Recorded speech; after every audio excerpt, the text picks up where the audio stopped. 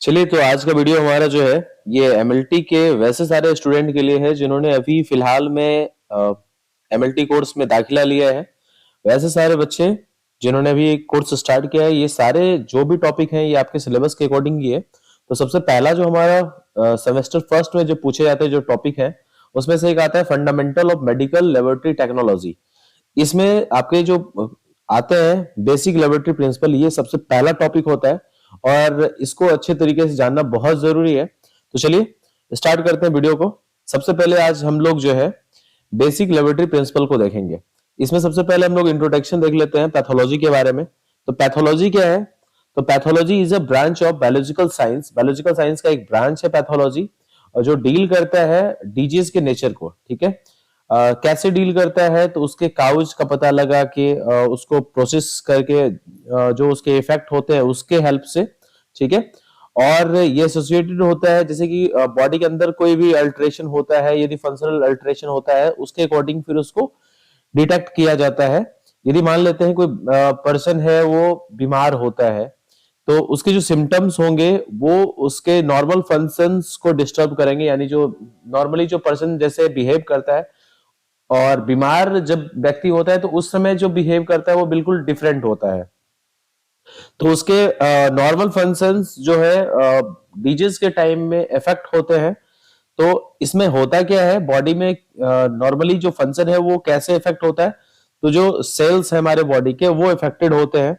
तो पैथोलॉजी क्या करता है? डील करता है study of the disturbed function. जो डिस्टर्ब फंक्शन है उसको स्टडी करता है, और ये कैसे अराइज हुआ, ये कैसे इफेक्ट करता है हमारे पूरे सेल सिस्टम को, इसको ये स्टडी करता है पैथोलॉजी। ठीक है, आई होप कि पैथोलॉजी के बारे में आप अच्छे से समझ गए होंगे।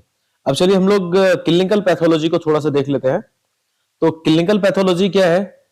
It is the application of laboratory technique. Laboratory techniques का एक एप्लीकेशन है और जिसमें कि हम लोग फाइंड आउट करते हैं डिजीज को। ठीक है, इसमें हम लोग डिजीज को फाइंड आउट कैसे करेंगे? तो यहाँ पे जो डिजीज को फाइंड आउट करने के लिए कुछ सोर्सेस की जरूरत होती है, जैसे कि डिजीज को पता लगाने के लिए हम लोगों को बॉडी सैंपल्स चाहिए होता है, बॉडी फ्लूइड्स चाहिए होता है, जिससे ब्लड चाहिए होगा, यूरिन चाहिए होगा, स्टूल चाहिए होगा। इसकी हेल्प से हम लोग क्या करेंगे, जो डिजीज है उसको हम लोग पता लगाएंगे। तो यहाँ पे बस ये है क्लिनिकल लेबोरेटरी टेस्टिंग, यानी ये इंपॉर्टेंट बात है कि यहाँ पे क्लिनिकल लेबोरेटरी टेस्टिंग, इसके जरिए जो है हम लोग पता लगाते हैं डिजीज का। ठीक है, यानी अब यहाँ पे क्या है, जो भी क्लिनिकल डाटा एसेंशियल होगा डायग्नोसिस के लिए, प्रोग्नोसिस के लिए और ट्रीटमेंट के लिए, वो हम लोगों को कहां से मिलेगा? तो लेबोरेटरी टेस्टिंग के द्वारा मिलेगा। तो क्लिनिकल पैथोलॉजी जो है आप ये कह सकते हैं कि यहाँ पे एनालाइज किया जाता है क्लिनिकल पैथोलॉजी में, जो भी बॉडी फ्लूइड होते हैं उसको एनालाइज करके उससे पता लगाया जाता है डिजीज के बारे में। ठीक है, उसके बाद उसको ट्रीट किया जाता है। अब चलिए सबसे पहले हम लोग थोड़ा पैथोलॉजी के ब्रांच के बारे में बात कर लेते हैं। ठीक है, पैथोलॉजी। तो पैथोलॉजी जो है, सबसे पहले पैथोलॉजी को दो पार्ट में डिवाइड कर लीजिए। एक हमारा क्लिनिकल पैथोलॉजी और दूसरा हमारा हो जाएगा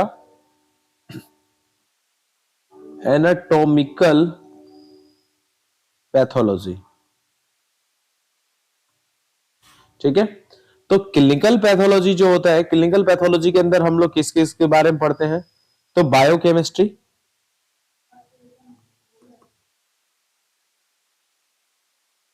इम्यूनोलॉजी, और किसके बारे में पढ़ते हैं? तो हेमेटोलॉजी के बारे में पढ़ते हैं, और साथ में हम लोग माइक्रोबायोलॉजी के बारे में इसमें पढ़ते हैं। और यदि हम लोग बात कर लेते हैं एनाटॉमिकल पैथोलॉजी के बारे में, तो इसमें हम लोग सर्जिकल पैथोलॉजी इसके अंदर आ जाएगा,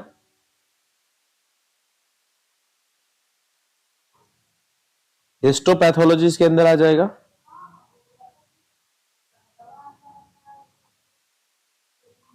इसके अंदर साइटोलॉजी आ जाएगा, और साथ में इसके अंदर मॉलिक्यूलर पैथोलॉजी आ जाएगा।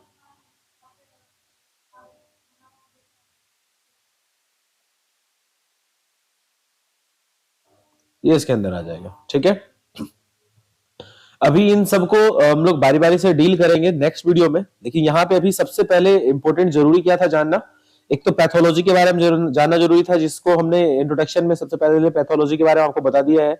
क्लिनिकल पैथोलॉजी के बारे में भी आपको बता दिया है, क्लिनिकल पैथोलॉजी क्या होता है, ठीक है। और जो बचा हमारा डिफरेंस है क्लिनिकल पैथोलॉजी और एनाटॉमिकल पैथोलॉजी, इसके डिफरेंस को भी हमने यहाँ पे देख लिया है। इसमें क्या क्या हम लोग टाइप्स जो है हम लोग कौन कौन से टाइप्स को देखते हैं क्लिनिकल पैथोलॉजी में, तो बायोकेमिस्ट्री, इम्यूनोलॉजी, हेमेटोलॉजी, माइक्रोबायोलॉजी।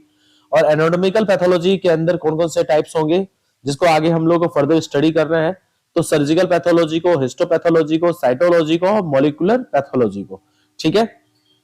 तो अभी जो है सबसे पहले हम लोग एनाटॉमिकल पैथोलॉजी और क्लिनिकल पैथोलॉजी के बारे में थोड़ा थोड़ा जानकारी ले लेते हैं।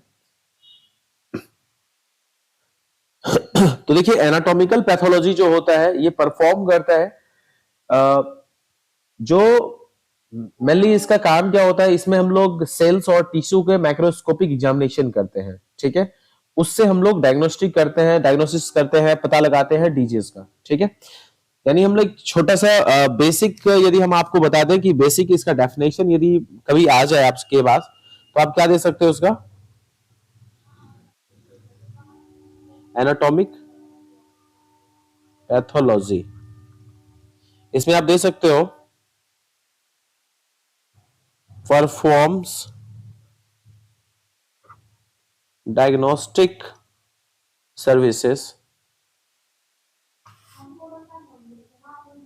primarily through the microscopic examination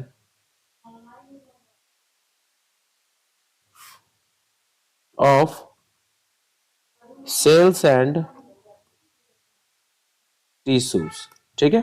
यानी यहाँ पे जो है डायग्नोस्टिक सर्विसेज को परफॉर्म कैसे किया जाता है, तो माइक्रोस्कोपिक एग्जामिनेशन के द्वारा, ठीक है। सेल्स और टिश्यू के माइक्रोस्कोपिक एग्जामिनेशन के द्वारा जो है डायग्नोस्टिक सर्विसेज को परफॉर्म किया जाता है। अब यदि हम लोग बात कर लेते हैं क्लिनिकल जो पैथोलॉजी है उसके बारे में, क्लिनिकल लैब एनालाइजर बोल सकते हैं आप। तो यहाँ पे क्या होता है, clinical pathology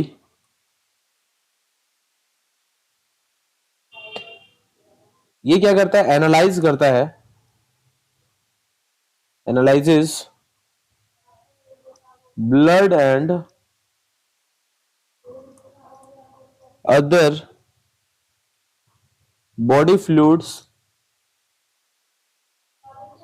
for evidence of disease, ठीक है। तो डिजीज के पता लगाने के लिए यहाँ पे बॉडी फ्लूइड का इस्तेमाल किया जाता है, ठीक है। जैसे कि हमारा ब्लड है, यूरिन है, स्पुटम है, तो इनका इस्तेमाल किया जाएगा यहाँ पे डिजीज का पता लगाने के लिए, ठीक है। चलिए नेक्स्ट टॉपिक अब देख लेते हैं। हमारा जो नेक्स्ट टॉपिक इसमें क्या आ जाता है, तो नेक्स्ट टॉपिक हमारा है the responsibility of laboratory workers. अब देखिए लेबोरेटरी वर्कर का क्या क्या रिस्पॉन्सिबिलिटी होता है, इसको यहाँ पे देखना बहुत जरूरी हो जाता है, क्योंकि जब हम लोग बेसिक पढ़ रहे होते हैं तो बेसिक लेबोरेटरी प्रिंसिपल्स के अंदर जो है आपको यहाँ पे लेबोरेटरी वर्कर्स के रिस्पॉन्सिबिलिटी के बारे में भी जरूरी होता है जानना। तो देखिए सबसे पहला जो हमारा है, तो पहला हमारे क्या बोल रहा है, the laboratory workers play an important role to find out the cause of disease by providing the physician the required laboratory test result. यानी यहाँ पे जो लेबोरेटरी वर्कर जो होते हैं बहुत इंपॉर्टेंट रोल प्ले करते हैं फाइंड आउट करने में, जो डिजीज होते हैं जो भी फिजिशियन के द्वारा प्रोवाइड किया जाता है वो टेस्ट के द्वारा, लेबोरेटरी टेस्ट के द्वारा कौन प्रोवाइड करेगा रिजल्ट, तो जो हमारे लैब टेक्नीशियन है, जो हमारे लैब वर्कर्स है वो प्रोवाइड करते हैं, ठीक है। यानी इससे पता लगाते हैं कि काउज जो है डिजीज का कारण क्या है, ठीक है। तो नेक्स्ट हमारा आप देख लीजिए इसमें नेक्स्ट टॉपिक में क्या बोल रहा है, the laboratory workers thus helps the patients to get better by providing the accurate test finding to the physician। देखिए हम लोग क्या करते हैं, जो लेबोरेटरी वर्कर्स होते हैं वो एक्यूरेट टेस्ट फाइंडिंग करते हैं। आखिरकार जो एक्यूरेट रिजल्ट होता है टेस्ट का, वो हम लोग फिजिशियन को प्रोवाइड करते हैं, जिससे जो फिजिशियन है पेशेंट्स को ट्रीट कर पाते हैं। ठीक है, तो यानी हम लोग क्या करते हैं, हेल्प करते हैं पेशेंट्स को उसके एक्यूरेट टेस्ट फाइंडिंग प्रोवाइड करके। ठीक है, यानी जो भी एक्यूरेट टेस्ट फाइंडिंग होगा वो हम फिजिशियन को प्रोवाइड करेंगे, जिससे उसकी जो पेशेंट है उसकी हेल्प हो पाएगी, उस बेटर जो है उसका ट्रीटमेंट हो पाएगा। नेक्स्ट है हमारा, the laboratory worker should not offer personal excuses for short coming in the performance of duty. जो लेबोरेटरी वर्कर होते हैं वो कभी भी पर्सनल एक्सक्यूजेस नहीं देते हैं जो भी ड्यूटी परफॉर्मेंस के रिगार्ड्स। ठीक है, तो याद रखना है, कोई भी शॉर्ट कमिंग्स होंगे उसके लिए कोई भी जो लेबोरेटरी वर्कर्स होते हैं वो अपना पर्सनल एक्सक्यूज नहीं दे सकते। ठीक है, और नहीं देना भी चाहिए। ठीक है, तो ये आपको याद रखना है कि ये रिस्पॉन्सिबिलिटी है लेबोरेटरी वर्कर्स की। यदि आप कल दिन लेबोरेटरी वर्कर्स बनने वाले हैं तो आपको इन चीजों का बहुत ख्याल रखना पड़ेगा। ठीक है, यानी अपनी जो ड्यूटी है उसको बहुत अच्छे से निष्ठापूर्वक आपको करनी पड़ेगी। नेक्स्ट है हमारा, any error should be promptly reported to the superior without fear. जो भी आपके सुपीरियर है, जो भी आपके, जैसे आप मान लो लैब में आप वर्क कर रहे हो तो आपके जो सीएलएस होंगे, चीफ लैब सुपरिटेंडेंट होंगे, या आपके एलएस होंगे, लैब सुपरिटेंडेंट होंगे, आपको उनको इन्फॉर्म करना है, उनको बिना डर के बिना झिझक के आपको बताना है रिपोर्ट के बारे में। ठीक है, कोई भी एरर यदि आपको आता है तो उसको आपको बताना है, ऐसा नहीं कि आपको गलत रिपोर्ट जो है आप पेशेंट को प्रोवाइड कर दो। ठीक है, तो so that they can be corrected, जिस वजह से फिर क्या होगा, जो आपके सीनियर्स हैं उसको फिर वो करेक्ट करेंगे। ठीक है, नेक्स्ट इसमें जो पॉइंट्स है वो है, truth must always be told because a wrong result may lead to a patient death। हमेशा सच्चाई का साथ देना है, हमेशा सच बोलना है आपको हमेशा। ठीक है, यदि आपने रिजल्ट गलत दे दिया तो इससे क्या हो सकती है, पेशेंट की जान भी जा सकती है। ठीक है, तो आप यदि लेबोरेटरी वर्कर हैं तो आपको आपकी रिस्पॉन्सिबिलिटी अच्छे तरीके से भली भांति पता होना चाहिए। ठीक है, चलिए नेक्स्ट और जो इसके पॉइंट्स है वो देख लेते हैं। नेक्स्ट हमारा पॉइंट है, प्रॉपर यूज ऑफ इक्विपमेंट्स। यदि आप लैब टेक्नीशियन हो तो आपको प्रॉपर यूज पता होना चाहिए इक्विपमेंट्स का। ठीक है, और reagents, because equipments and chemical cost money. देखिए यहाँ पे क्या होता है कि यदि आप प्रॉपर यूज आपको नहीं पता होगा, एक तो आप प्रॉपर सही से टेस्ट नहीं कर पाओगे, आपने यदि आपको अच्छे से पता नहीं है तो आप रिएजेंट के वेस्टेज करोगे, और काफी ये रिएजेंट जो होते हैं काफी कॉस्टली होते हैं। ठीक है, तो यहाँ पे प्रॉपर यूज इक्विपमेंट्स का होना बहुत जरूरी है। ठीक है, और साथ में रिएजेंट का भी। ठीक है, चलिए नेक्स्ट टॉपिक इसमें जो हमारा पॉइंट है वो है, many patients are not treated until their reports are kept ready. बहुत सारे पेशेंट ऐसे होते हैं जो ट्रीट नहीं होते हैं, तब तक ट्रीट नहीं होते हैं जब तक रिपोर्ट उनका रेडी नहीं होता है। If there this reports are delay, patients can not be treated early. तो यदि आप रिपोर्ट को डिले करोगे तो जो पेशेंट्स है वो जल्दी से जल्द जो है उनका ट्रीटमेंट नहीं हो पाएगा। तो यदि आप लैब पर्सनल हो तो इस बात का भी ख्याल रखना है कि आपको टाइम पे रिपोर्ट प्रोवाइड करना है। ठीक है, चलिए नेक्स्ट पॉइंट है हमारा, it is necessary to keep all reports ready in time. आपको जितने भी रिपोर्ट है उसको टाइम पे तैयार रखना है। ठीक है, और साथ में खास करके वैसे रिपोर्ट जो कि अर्जेंट हो। कई बार आपको प्रिस्क्रिप्शन में डॉक्टर अर्जेंट लिख के भेजते हैं टेस्ट के लिए, तो आपको वैसे रिपोर्ट्स को सबसे पहले तैयार करना है जिसको कि डॉक्टर ने अर्जेंटली बोला है आपको रिपोर्टिंग करने के लिए। ठीक है, चलिए नेक्स्ट पॉइंट है इसका, in the course of laboratory testing the laboratory workers gain a lot of information about patient and their illness.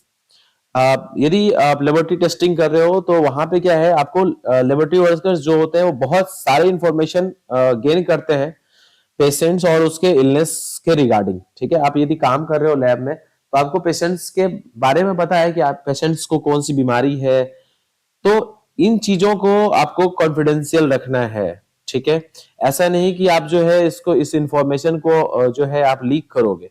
ठीक है, तो आपको याद रखना है कि laboratory worker must regard these information as strictly confidential।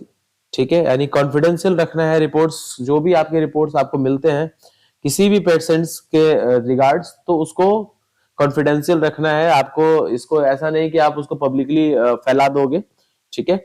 इससे जो पेशेंट है वो बहुत उसके साथ बुरा हो सकता है, ठीक है। यदि मान लो आप एक एग्जांपल लेते हैं, किसी पेशेंट ने आपसे यहाँ टेस्ट कराया और वो HIV पॉजिटिव है, तो यदि आपने पब्लिकली उसको अनाउंस कर दिया कि वो पॉजिटिव है, तो काफी जो पेशेंट है वो काफी डर जाएंगे, सहम जाएंगे।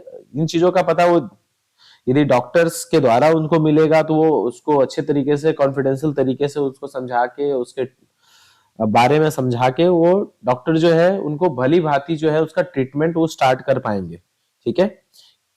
तो चलिए नेक्स्ट पॉइंट जो है उसको देख लेते हैं। Only physician who requested the examination should receive the patients report. और ओनली जो फिजिशियन है उनको ही आपको जो है आपको रिपोर्ट्स को प्रोवाइड करना है, ठीक है, पेशेंट्स रिपोर्ट्स को। Every laboratory worker must maintain high moral and professional standard of behaviour.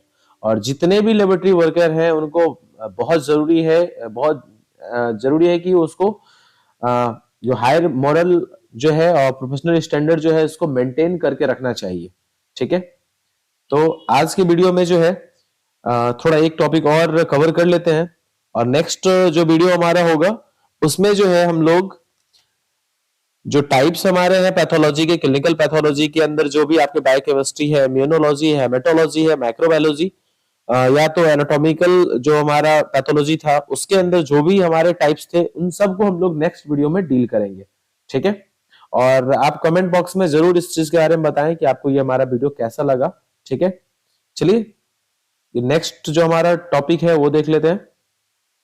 अभी कहता है हमारा नेक्स्ट टॉपिक लेबोरेटरी सेफ्टी के बारे में। तो लेबोरेटरी सेफ्टी में क्या क्या है, तो देखिए सबसे पहले इस बात का जानना आपको जरूरी है कि जो लैब वर्कर्स होते हैं वो सारे के सारे मतलब बहुत सारे खतरों से घिरे होते हैं, ठीक है। तो यहाँ पे सबसे पहले अब खतरा उनको किन किन चीजों से होता है वो देखिए। होता क्या है कि हम लोग इन्फेक्शियस मटेरियल को हैंडल करते हैं तो उससे खतरा होता है। हैंडलिंग ऑफ ब्रोकन ग्लासवेयर्स, यदि आप लैब में वर्क कर रहे हो तो कोई ग्लास जो है वो ब्रोकन हो जाता है तो उसको प्रॉपर्ली हैंडल करना है। तो इन सब चीजों का बहुत अच्छे से आपको ख्याल रखना है, तो प्रॉपर हैंडलिंग आना चाहिए ब्रोकन ग्लासवेयर्स का। Accidental spill of coercive reagents, कोई कोरेसिव रिएजेंट्स है वो स्पिल आउट हो जाता है, उससे कैसे बचाव करना है, ठीक है। यानी इनसे बचने के लिए आपको गूगल्स का इस्तेमाल करना पड़ेगा, आपको हमेशा चश्मे लगा कर रखने होंगे वहां पे, आप यदि रिएजेंट के साथ कोई काम कर रहे हो तो लैब में।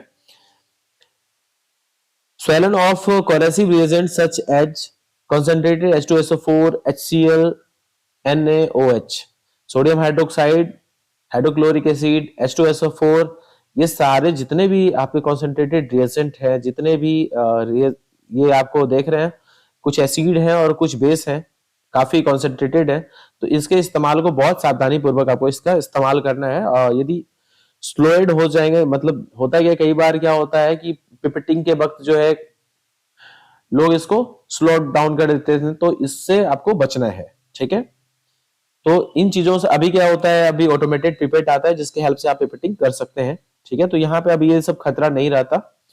नेक्स्ट है slowing of infectious specimen, specimen को स्लो डाउन कर लेना, ये भी यहाँ पे जो है इससे आपको बचना होगा, ठीक है। Slowing of infectious specimen. Inhalation of poisonous fumes जो होते हैं, जो बहुत सारे गैस से पॉइजनस फ्यूम्स होंगे, उसको इनहेल नहीं कर ले हम लोग, तो उससे भी आपको बचने के लिए मास्क लगा कर रखना होगा। आप वैसे जगह को अवॉइड करें जहां पे पॉइजनस फ्यूम्स जनरेट हो रहे हो, ठीक है। Potential hazards in the form of inflammable chemicals and gas leakage, जो पोटेंशियल हैजार्ड्स है, जो इन्फ्लेमेशन केमिकल्स और गैस लीकेज के फॉर्म में जो होते हैं, उससे भी आपको बचने हैं, ठीक है। तो लेबोरेटरी सेफ्टी जो है इसमें आपको बहुत सारे बातों का ख्याल रखना है कि आप यदि मान लेते हैं आप लेबोरेटरी में काम कर रहे हो तो आपको जो है इन सारे चीजों का बहुत अच्छे से ध्यान में रखना है कि जो इन्फेक्शियस मटेरियल है उसको हैंडल कैसे करना है, ग्लासवेयर को हैंडल कैसे करना है, जो भी रिएजेंट होते हैं लैब में उसको हम लोग हैंडल कैसे करें प्रॉपर्ली। तो इन सब का ख्याल रखना बहुत जरूरी है। तो चलिए आज के वीडियो में बस इतना ही। नेक्स्ट वीडियो में टाइप्स हम जो देखेंगे पैथोलॉजी के। तो तब तक के लिए बाय बाय, टेक केयर।